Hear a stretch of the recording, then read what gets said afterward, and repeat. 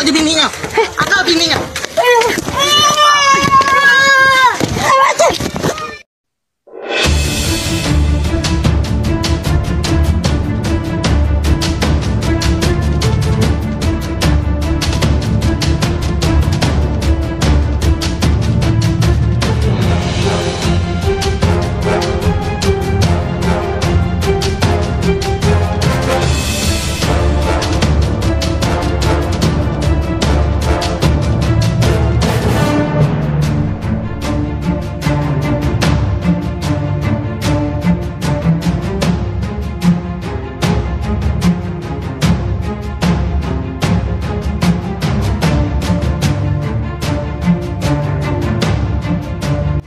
Kita semua harus ketahui bahwa hal semacam ini juga pernah terjadi pada Pilpres 2019 yang lalu, yang dibuat oleh salah satu relawan dan pendukung Prabowo Sandi pada Pilpres 2019 lalu, yaitu nenek lampir Ratna Sarumpait alias Ratna Sarumpait, yang katanya muka lebamnya itu karena baru saja dia dianiaya oleh orang tidak dikenal.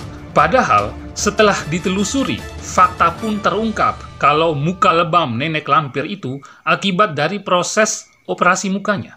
Maklum, nenek lampir tua keriput itu kan pingin kelihatan awet muda lagi.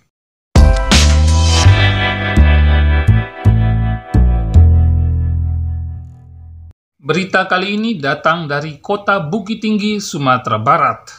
Di daerah tersebut, Ketua Relawan Bakal Calon Presiden Anies Baswedan yang bernama Idris Sanur digebuk oleh 3 orang yang tidak dikenal, yaitu 2 pria dan 1 wanita.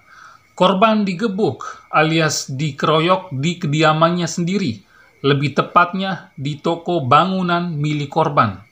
Kasus itu pun sudah ditangani oleh pihak kepolisian setempat. Dari hasil penyelidikan, pihak Polresta Bukit Tinggi mengungkap bahwa korban dikeroyok bukan kaitannya dengan politik, tapi karena ada masalah utang piutang. Hal itu disampaikan oleh Kasat Reskrim Polresta Bukit Tinggi AKP Fetrizal, bahwa kasus ini tidak ada kaitannya dengan masalah politik, meskipun korban adalah Ketua Dewan Pimpinan Pusat Relawan Rumah Gadang Anies Baswedan.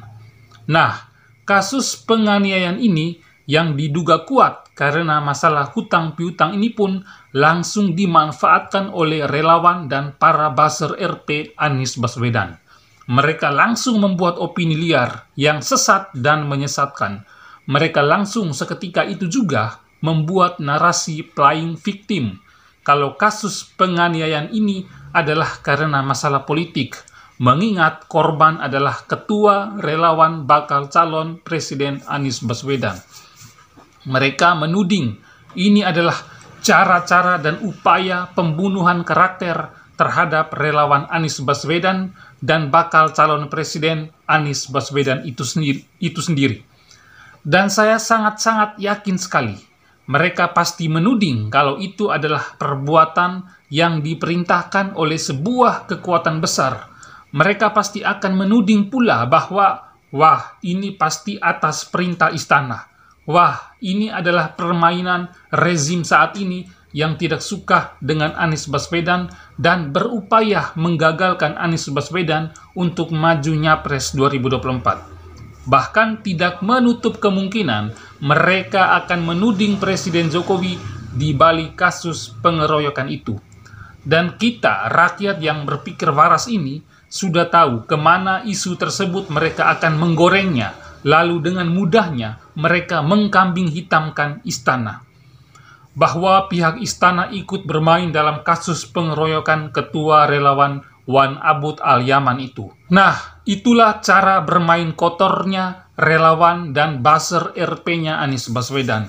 Maka dari itu, kita sebagai antitesanya Anies Baswedan harus jeli dan teliti ketika mendapat atau membaca berita atau informasi seperti ini.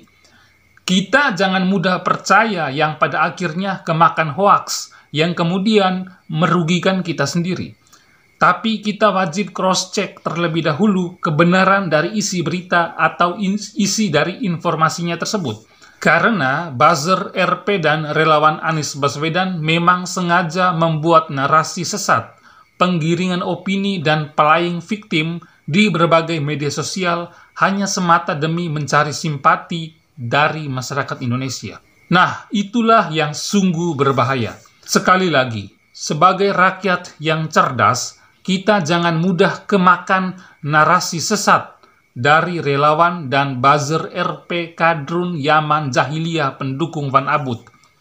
Pola-pola jahat seperti ini akan terus dimainkan oleh kelompok mereka sampai pada puncak kampanyenya nanti.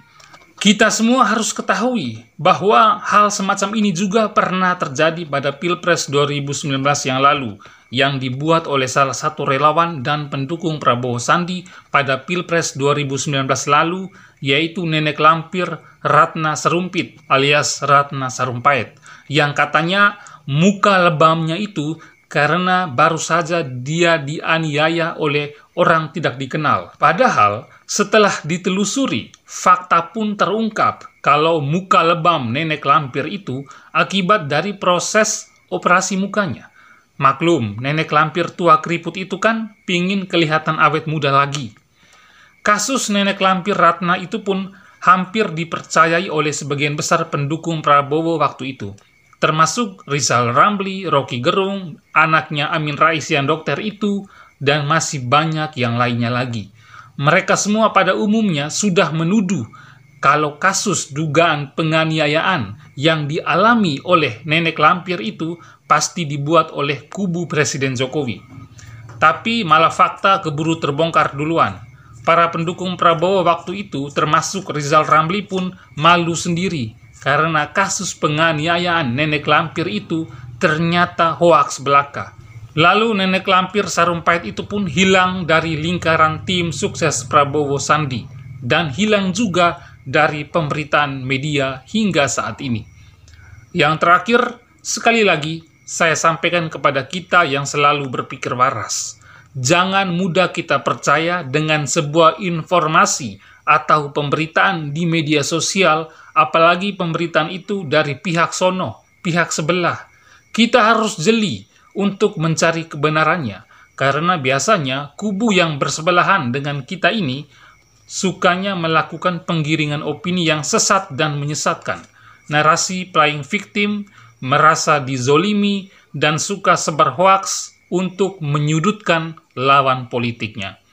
Mudah-mudahan ada manfaatnya dan sampai jumpa di episode Kanal Timur berikutnya.